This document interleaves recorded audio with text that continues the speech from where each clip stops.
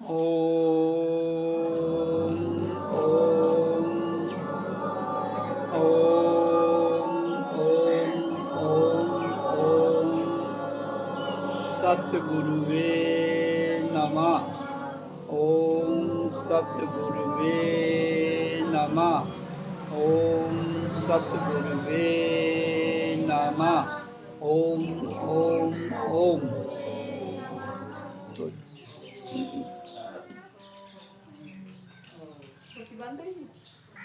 सत्संग में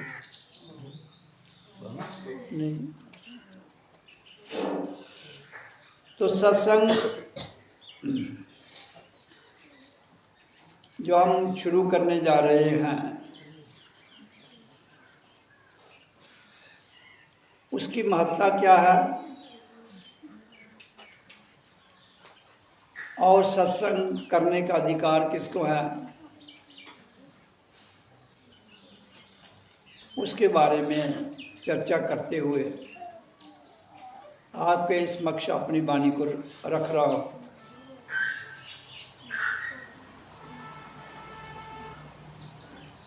सत्संग का अर्थ है एक ऐसा साथ जो हमारे शरीर, मन, बुद्धि, इंद्रियों, विचारों को शुद्ध करते हुए हमें अपने गुरु से मिला दे।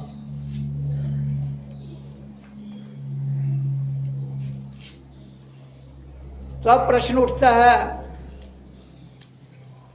कि गुरु कौन है।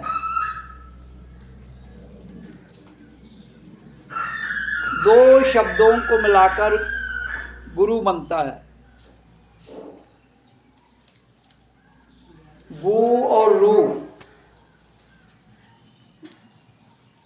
गु का अर्थ है अंधेरा, रू का अर्थ है रोशनी।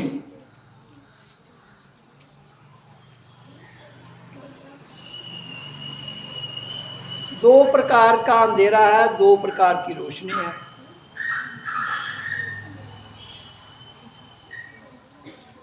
एक अंधेरा संसार में है और एक रोशनी भी संसार में है।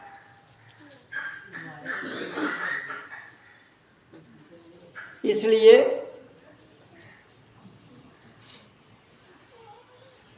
संसार का अंधेरा तो आप सब जानते हो, संसार का प्रकाश भी आप सब जानते हो, देखते हो। तो जिस दिन ये संसार का अंधेरा मिट जाए और संसार का प्रकाश मिट जाए तो हमारे भीतर भी एक अज्ञानता का अंधेरा है।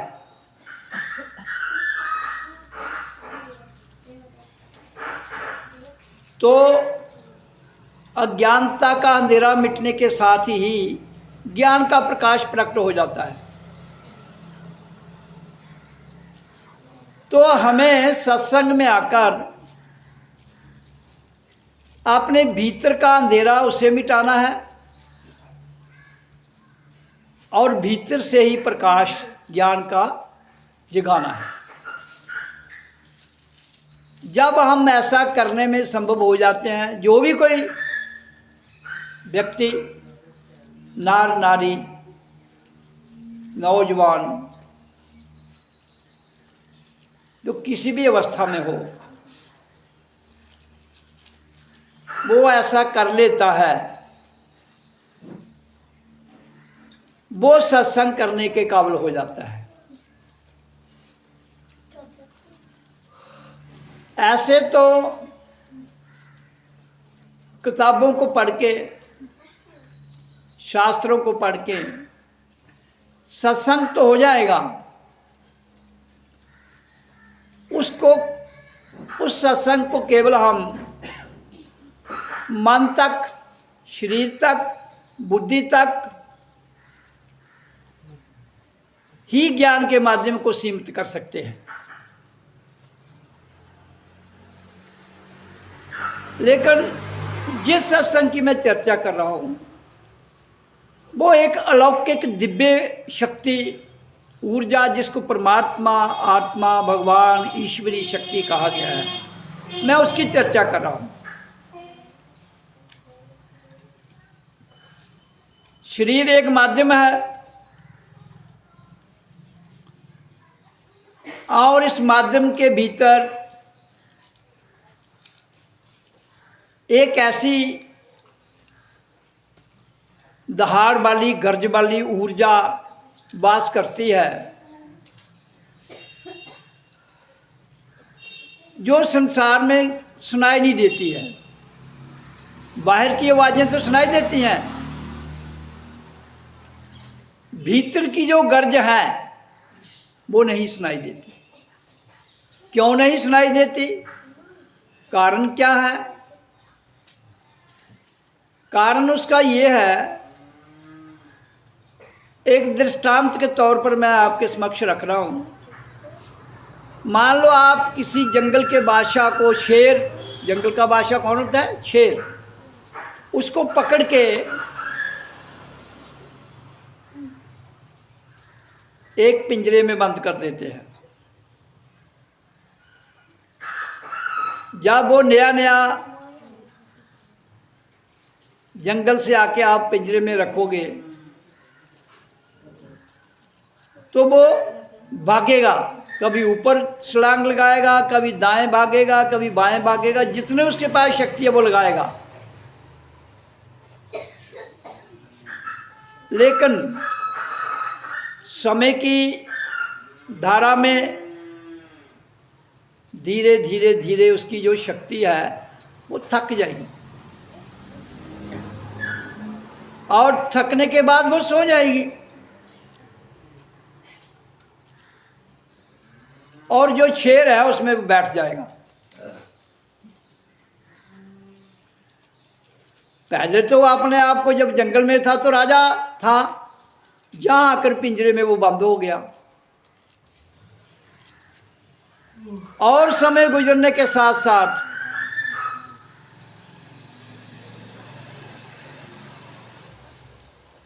उस शेर ने उस पिंजरे को अपना घर मान लिया। जब पहले तो वो स्वतंत्र था, जंगल का राजा था,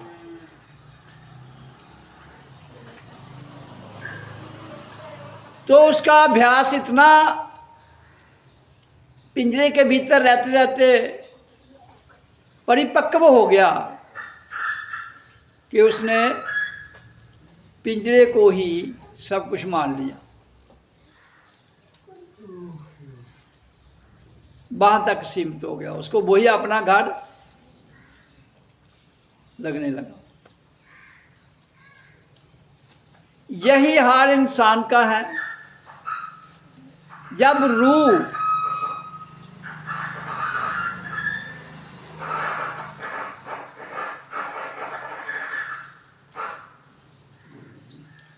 जब रूह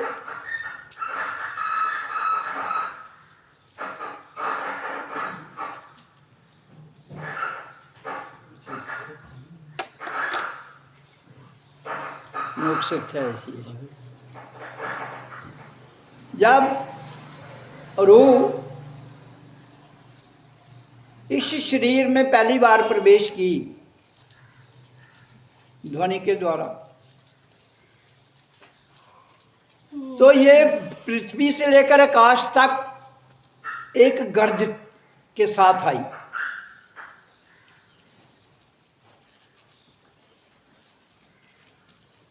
लेकिन जैसे समय गुजरता गया, ये जो रूह थी धीरे धीरे धीरे धीरे इसने एक स्वतंत्र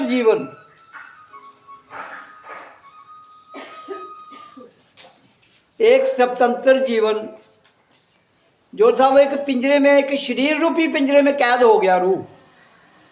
और धीरे धीरे ये अपनी गर्ज भी भूल गई और अपने प्रकाश को भी भूल गई।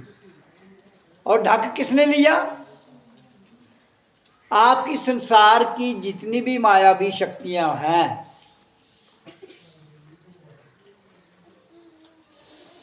काम, क्रोध, लोभ, मोह, अहंकार, मन, बुद्धि, अहम भाव, जो मेन 8 हैं, इन्होंने इतना अपना प्रभाव जमा लिया इस पर कि ये बिल्कुल जो रूह थी वो सो गई। सोई नहीं, सोई का अर्थ यहाँ है कि जो जागी हुई थी उस पर एक लेयर जो थी वो इन सारी शक्तियों की उसने दबा दिया और उसको अभ्यास पड़ गया कैद में ही रहने का। जब कैद में ही रहने का अभ्यास पड़ गया तो एक धीरे धीरे धीरे जब आदी हो जाता है आदमी किसी प्रथा का, किसी सिस्टम का, फिर उसी को सच मान लेता है, जबकि वो सच है नहीं। फिर उसने क्या किया, इसी मन को सच मान लिया, इसी बुद्धि को सच मान लिया, इसी शरीर को सच मान लिया। फिर जब इंसान ने इन चीज़ों को सच मान लिया उसके बाद उसने प्रतिमाएं बनाना शुरू कर दी, मूर्तियां, क्योंकि उसका स्तर गिरता गया। पहले उसके अंदर एक अलौकिक डिवाइन पावर की जो अनुभूति थी वो धीरे धीरे गायब होती गई और गायब होने के बाद वो अपने तक सीमित हुआ।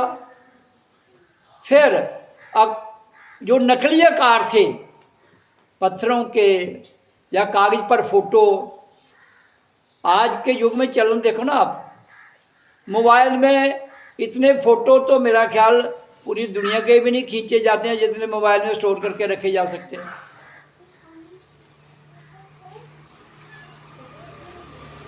तो ये एक टेक्नोलॉजी है, ऐसा नहीं है कि ऐसे ही वो आ जाते हैं। जैसे कलाकारी एक हाथ की टेक्नोलॉजी है, उसी तरह से ये इलेक्ट्रिकल, मैकेनिकल, इलेक्ट्रॉन, प्रोटॉन, उसकी टेक्निकल व्यवस्था पर ऐसा हो जाता है।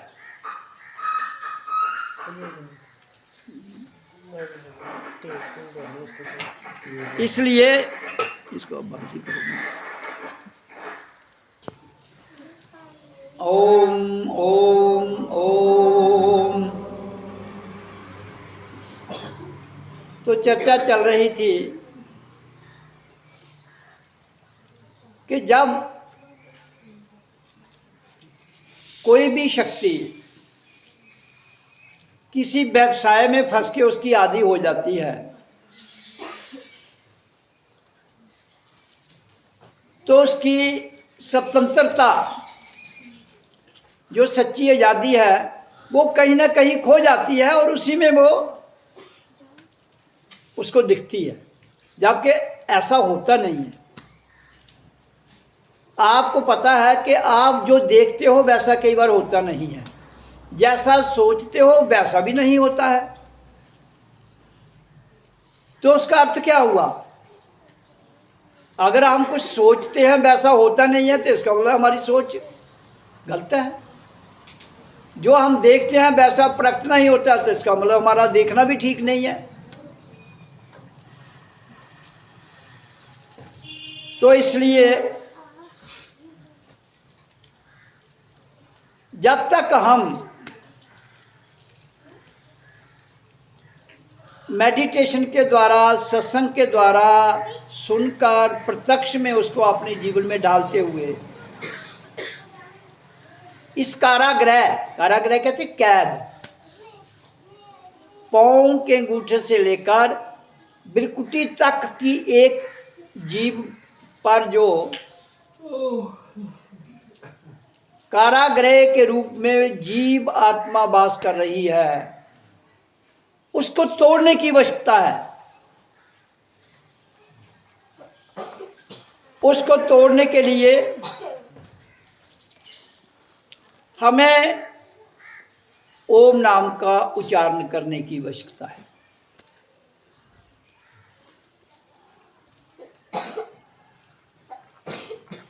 तरीके बहुत हैं, ऐसी बात नहीं है, लेकिन ऐसा तरीका अपनाया जाए, यो हमें विरासत में मिला है जन्म के समय, तो गड़बड़ नहीं हो।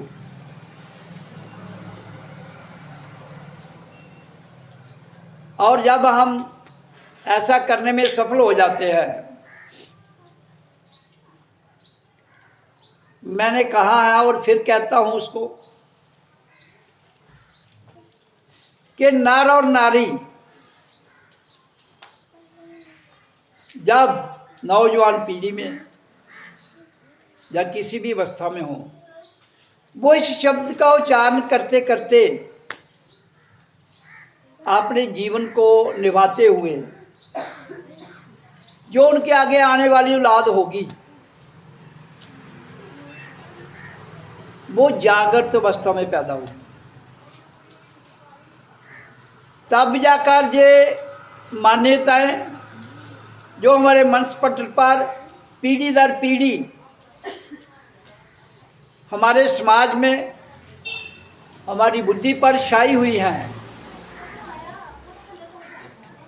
उनको हटाने के लिए हमारे भीतर एक ऐसी शक्ति उभरेगी जो पूरे समाज को जगाकर एक नई धारा देगी, जिससे एक बहुत बड़ी आध्यात्मिक क्रांति घटेगी।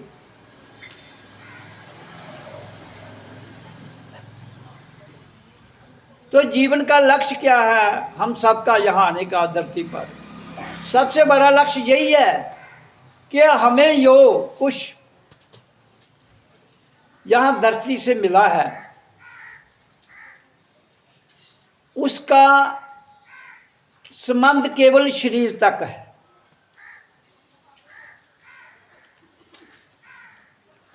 इसलिए पृथ्वी का हर पदार्थ हमारे शरीर की जरूरत को पूरा करता है।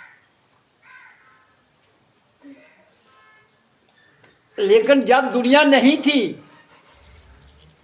पृथ्वी भी नहीं थी,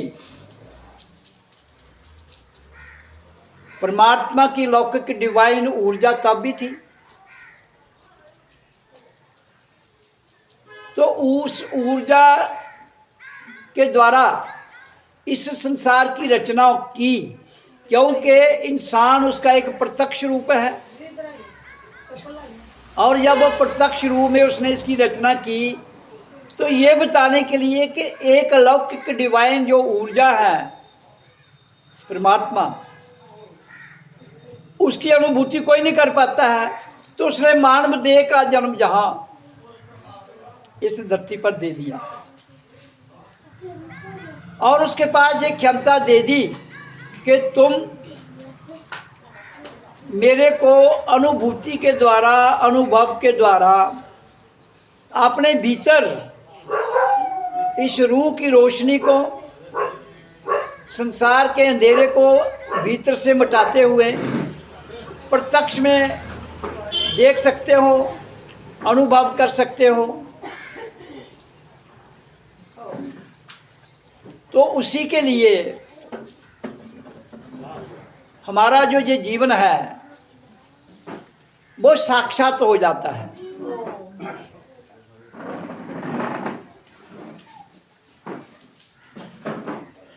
जब इंसान को धरती पर जन्म मिलता है तो एक छोटे से शिशु के रूप में, इनको बातें बंद करो,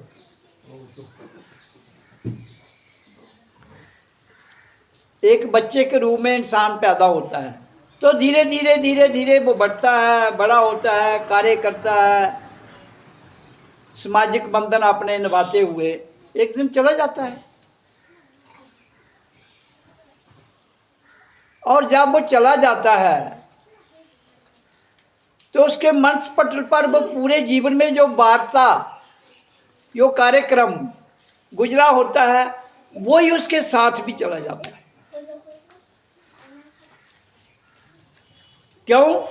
कि वो शरीर के रहते हुए बंधन मुक्त होता नहीं है, इसलिए बंधन युक्त ही रहता है और बंधन युक्त ही शरीर छोड़ देता है। जब बंधन मुक्त जीवन गुजार के हम बंधन मुक्त में ही शरीर छोड़ देंगे, तो फिर दोबारा जब आते हैं उसी प्रतिक्रिया को लेके आएंगे। क्यों, शरीर तो चला गया, लेकिन आपने जो कुछ जहां किया है वो थोड़े चला गया है। वो आपके मन से जुड़ा हुआ है, आपकी बुद्धि से जुड़ा हुआ है, आपकी इंद्रिय से जुड़ा हुआ है। इसलिए वो धारा फिर तुम्हें पकड़ लेगी। या तो जीते जी आप उसको बंधन मुक्त करके जाते तो वो धारा आपको नहीं पकड़ती, ऐसा तुम कर नहीं पाए। प्रथम में तो आपने उसकी मुक्ति कर दी। प्रथम में तो जो आपको पंडित पुरोहित और जो भी समाज के ठेकेदार हैं उन्होंने बताया, तुमने कर दिया। अब मैं उन ठेकेदारों को अपनी वाणी के द्वारा ये पूछना चाहता हूं, क्या उन्होंने अपने आप को मुक्त किया है?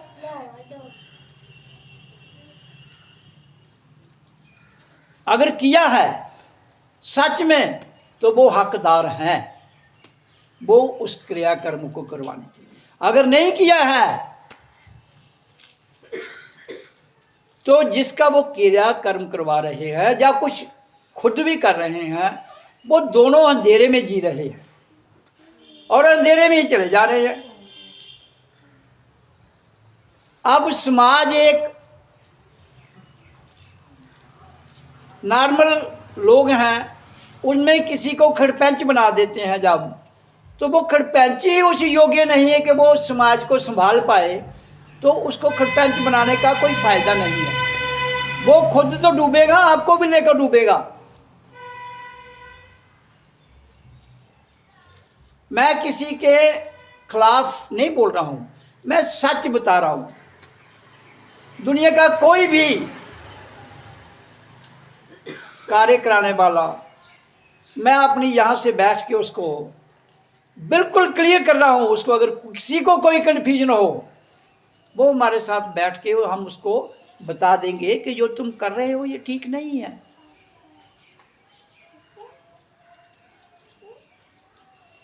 इसलिए आपकी गीता में 8वें अध्याय के 13वें श्लोक में कृष्ण अर्जुन को उपदेश दे रहा है। हिंदू तो गीता को सबसे बड़ा अपना शास्त्र मानते हैं। उसमें भी लिखा हुआ है, उसको ही पढ़ के उनको अमल कर ले कि जो आदमी शरीर छोड़ने के वक्त अपने ध्यान को इधर लगाता है, कहाँ, ये आपका माथे का ये आंखों के बीच के हिस्से में बिरकुटी कहते हैं, जो जहां ध्यान लगाकर ओम का उच्चारण करते हुए शरीर को छोड़ता है वो परम गति को प्राप्त होता है।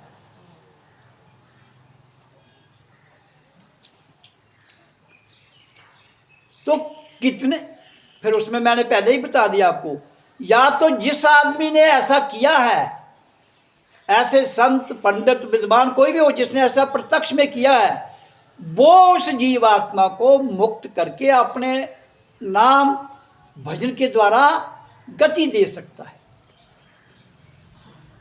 ऐसे कभी भी गति नहीं मिलती। तभी तो धरती पर ये जितनी भी जीवात्मा है जो कार्यक्रम करके जाती हैं, दोबारा फिर वही कार्यक्रम करने के लिए यहाँ पर उपद्रव मचाती हैं। बांधा हुआ जानवर ज़्यादा भौंकता है, पता है आपको, और उसको खुला छोड़ दो, वो शांत मस्ती में कुछ भी नहीं करता है। आपको पता है कि जब आप घर में एक पालतू कुत्ता रखते हैं, उस कुत्ते को जंजीर से बांधते हैं, वो ज़्यादा खतरनाक हो जाता है उसके बजाय जो खुला छोड़ा हुआ है। इसी तरह से ये जीव आत्मा अगर मुक्त होके नहीं जाती है, अपनी गतिशील होके नहीं जाती है, तो ये फिर उसी बंधन में रहती है मरने के बाद भी और जीते जी भी। तो जीते जी भी ये स्वयं को कष्ट देती है, दूसरों को कष्ट देती है, और मरने के बाद भी वही हाल होता है।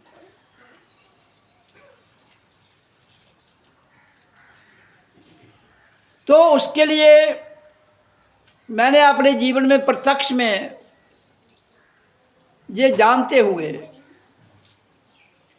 ओम नाम शब्द का उच्चारण करवाता हूं और स्वयं किया है इसको।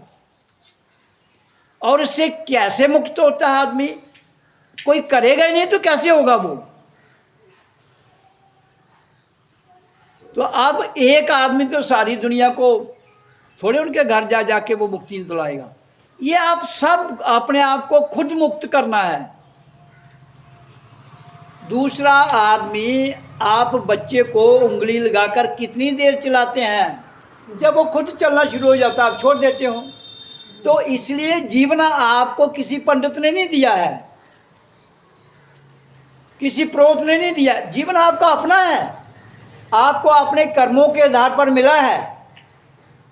तो आपको अपने कर्मों के आधार पर जीवन मिला है, तो इसलिए आपको अपने कर्मों के आधार पर ही उसको मुक्त करते हुए आगे जाना है। जिसके लिए हम इंडिपेंडेंट सच्ची आज़ादी प्राप्त करने के लिए ओम का उच्चारण करवाते हैं। आपके गांव में भी यहाँ से मेरा हाल 15-16 साल से चल रहा है ये कार्यक्रम, लेकिन कार्यक्रम जरूर चल रहा है, लेकिन आपकी मान्यताओं में, आपकी प्रथाओं में ये इतना भी परिवर्तन नहीं आया। वो ही सिस्टम, वो ही घसे पिटे रिवाज आपके चल रहे हैं। तो फिर कैसे फायदा होगा, कैसे क्रांति घटेगी? कभी भी नहीं घट पाती। तो आने वाला समय जो होगा वो गड़बड़ हो जाएगा। आप चले जाओगे, आपके बच्चे भुगतेंगे, वो भी चले जाएंगे, उनके आगे की पीढ़ी भुगतेंगी, पीढ़ी दर पीढ़ी। फिर यहाँ एक दूसरे को ऐसी व्यवस्था पैदा हो जाएगी, इंसान इंसान को आज भी देख रहे हो मार रहा है, फिर तो कत्लो गार शुरू हो जाएगी घर घर में। आप ही देखोगे, लेकिन शरीर आपका ये वाला नहीं होगा, और होगा, क्योंकि ये एक शरीर है, वृद्ध होगा, चला जाएगा, फिर नया आ जाएगा। तो किसी चीज की शांति लाने के लिए उसके लिए उपाय आपने करना है। समाज की व्यवस्था को आप लोग मिलजुल के चला रहे हो, लेकिन गलत ढंग से चलाने के बाद मैंने आपको दिया मिसाल यहाँ सत्संग में कि जब कोई आदमी कैद में इतना पक्का हो जाता है तो कैद ही उसको घर लगना शुरू हो जाता है। तो रूह को इस शरीर में इसलिए नहीं बांध दिया है जीवात्मा को कि वो स्वतंत्र ना हो पाए। परमात्मा ने रचना ही इसी ढंग से की थी कि तुम इस शरीर में रहते हुए पूरा मजा, आनंद, हर प्रकार की विद्या ग्रहण कर सकते हो और मेरे से भी पुनः मिल सकते हो। लेकिन इंसान ने इतना लालच करते हुए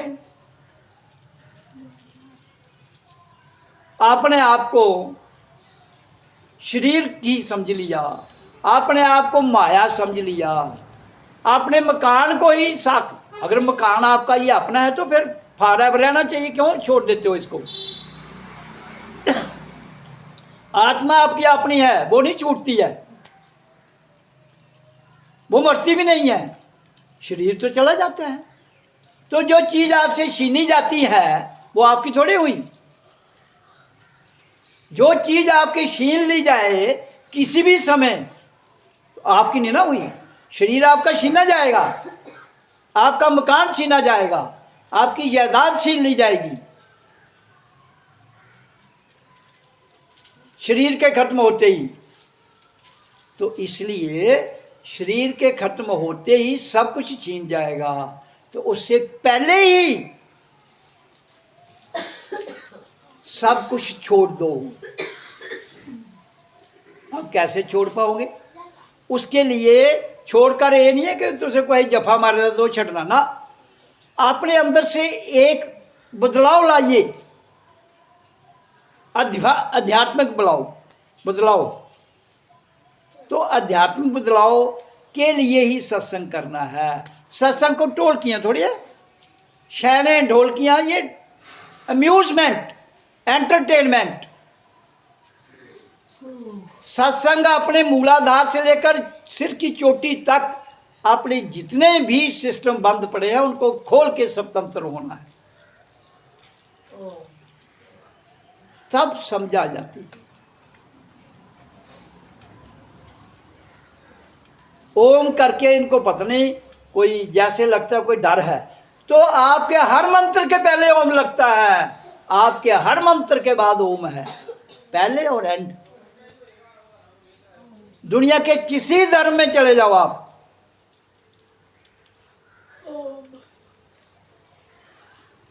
ओम ही है। कोई कहता है नहीं ये ऐसे है वैसे है, वो ऐसे वैसे ऐसे है कि आपने शादी में कोई मंडप कैसे रचाता है, कोई ऐसे रचाता है, कोई ऐसे रचाता है तो मंडप ही।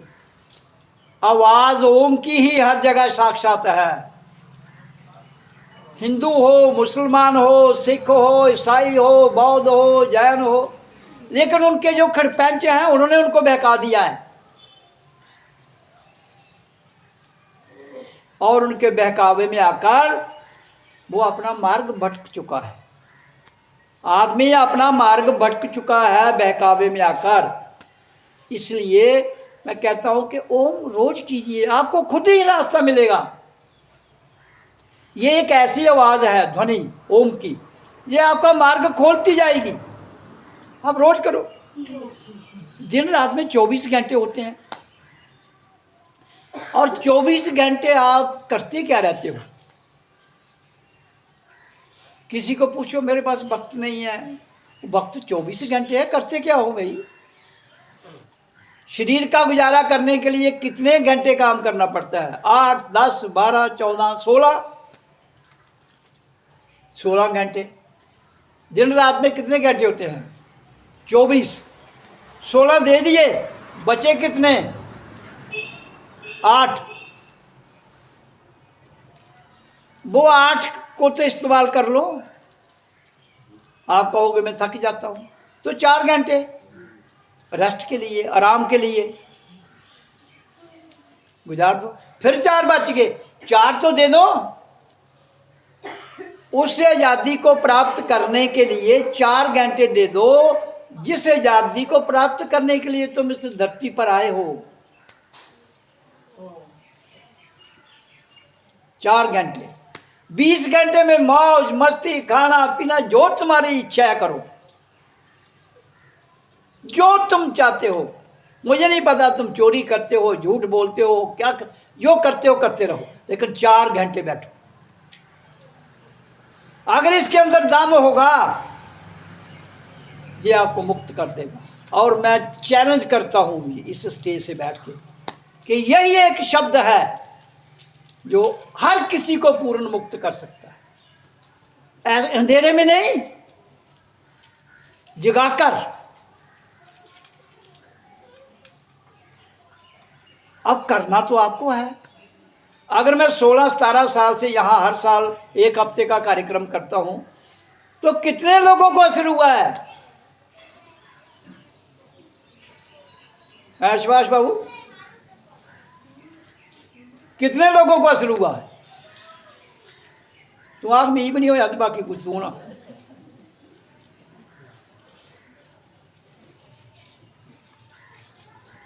सुन रहे हो मेरी बात कि नहीं? सुभाष सुना रहा है? मैं जो बोल रहा हूँ वो सुन रहे हो? इसी उधर सुट पर है, जिस सत्संग सुनना फोन बंद। फिर देखो ना, आ गया फोन आपको, उधर ध्यान, इधर का भूल गया। वो घर आया तो घर को चुकी ली अंदर एक दुकान है, घर उठा गया तो आवा तो रवा था या तो जो चाह हो वो यहाँ आ जाएगा, लेकिन चाह किसी को नहीं है। इसलिए मैं तभी तो मैं कहता हूँ कि देखो, शरीर इधर बैठा है, ध्यान घर में। मैं तेरी बात नहीं कर रहा हूँ अब मैं अपनी बात कर रहा हूँ। तो इसलिए ध्यान कहता कहीं भी रहे, जुड़े उससे रहो। देखो ध्यान तो रहेगा, ध्यान नहीं रहेगा तो टक्कर लगी आएगा। अगर ध्यान से चल गो अगर दोबारा टक्कर नहीं बजनी। ध्यान रखना है जहां धरती पर भी रखना है, लेकिन जुड़ा उससे रहना चाहिए। किससे? वही जो सबका बाप है, वो जो सबका पिता भी है और माता भी है। हम सबका एक ही माता पिता है, शरीर। इसी शरीर देह का और जीव का एक ही माता पिता है, वो है अलौकिक डिवाइन शक्ति, जिसको भगवान, ईश्वर, अल्लाह, वाहे गुरु, परमात्मा कहते हैं। नाम कुछ भी दे लो, वो एक एनर्जी है। एक ऐसी एनर्जी जो हमें डांस करवा देती है, बिना ढोलकी के, बिना कुछ बोले अपने आप में नृत्य करवा देती है। जहाँ के आपके जो संसार के लोग हैं वो ढोल ही नचाते तो नहीं, लेकिन शब्द ढोल के बिना ही नचा देता है। करने की जरूरत है। अगर 16 साल में यहाँ इनके घर में करता हूँ और 5-7 यहाँ लोग हैं जो उच्चारण करते हैं, तो मेरा हाल बाकी यहाँ 200 घर तो होगा इस गांव में कि नहीं। तो 2-4 लोग के करने से 200 घर जो है वो नहीं करेगा तो बदलाव थोड़ी आता है। लेकिन फंस चुके हो, कोई कहीं फंसा हुआ है, कोई किसी गुरु के पास जाता है, कोई किसी, जिसके पास मर्जी जाओ, ओम करो। जो गुरु बताता है वो भी करो। मैं नहीं कहता हूँ वो गुरु क्या कह रहा है, तुम्हें कहता है डांस करो, ऊपर हो जाओ, नीचे हो जाओ, जो मंत्र देता है। लेकिन ओम के बिना ना उन गुरुओं की गति है ना आपकी गति है। चाहे वो कितने ही कृष्ण कर जाएं जहां दुनिया में, चाहे वो कितने ही लोगों को सिद्धियों के द्वारा कुछ फायदा दे जाए, अल्टीमेट छीना जाएगा। जो नहीं छीना जाएगा वो है आत्मतीय ज्ञान। जो नहीं छीना जाएगा वो है आत्मतीय शक्ति। जो नहीं छीना जाएगा वो है आपके बैठा हुआ भीतर आपका ईश्वर भगवान, आत्मा परमात्मा। तो जीवन तो रुकेगा नहीं, सब चले जाएंगे एक दिन। साधु, संत, फकीर, रंक, राजा, इधर कोई नहीं रहे। लेकिन जिस स्थान पर रह जाते हो, जिस धरती पर जन्म लिया है, उस धरती को तो शुद्ध कर दो। वो शुद्ध कौन करेगा? आप लोग। आपके बिना दूसरा थोड़ी शुद्ध करेगा। जानवर आएगा, वो जानवर गोवा कर दो, चुकदम नहीं है, उन्हें बिच के नचर होता है, उसको फर्क ही नहीं है। लेकिन आप तो देखते हो ना, ये ठीक है, ये खराब है, उसके पास कोई ताकत नहीं है कुछ भी करने की। आप जो करवाओ वो कर देगा।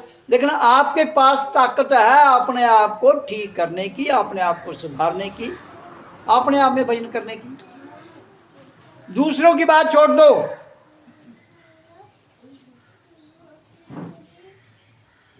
अपने आप को जानो, अपने आप से बात करो, अपने आप से सत्संग करो, अपने आप को प्रश्न पूछो।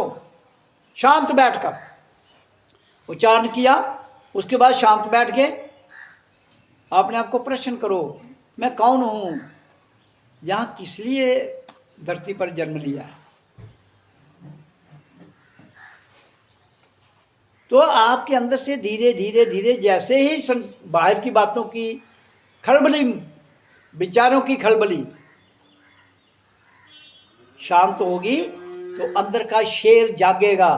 फिर उसकी गर्जना जो है उसके द्वारा ये माया भी गर्जनाएं बंद हो जाएंगी। तो आपका अपने आप से मुलाकात हो जाएगी, और जब अपने आप से मुलाकात हो जाएगी तो जीवन बदल जाएगा। तो इसलिए आए हो, समझ आ गई तो करो। करने से ही आपका कल्याण होगा, करने से ही आपका जीवन सच्ची आज़ादी प्राप्त कर लेगी आपकी जीवात्मा। करने से ही आपको समझ आ जाएगी कि ये संसार है क्या, सच क्या है और झूठ क्या है, उसका निर्णय लेने की ताकत आ जाएगी। फिर आपको सत्संग की समझ आ जाएगी।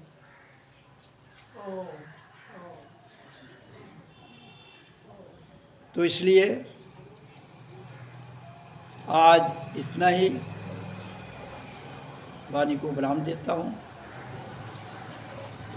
तो आगे का कार्यक्रम अभी जारी रहेगा।